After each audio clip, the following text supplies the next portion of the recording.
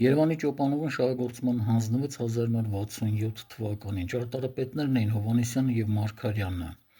կոնստրուկտորը Արզումանյանը, մեխանիկական մասի կոնստրուկտորը Վախթանգովը,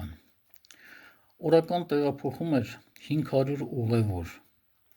նորքը կապում էր Երևանի շրջանային և հերացի հատվածի հետ, շինարարության գործում ինչ-որտեղ դեր խաղաց նաև այն, որ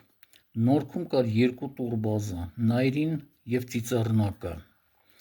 2004 թվականի ապրիլ ամսին 15 մետր բարձրությունից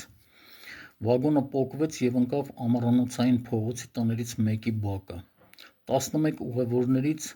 5-ը մահացան։ Դրանցից 2-ը Իրանի Իսլամական Հանրապետության քաղաքացիներ էին։ Դրանից հետո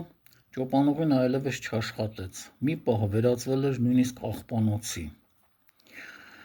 Իսկ այժմ Երևանի Ճոպանուղին մասնավոր սեփականություն է։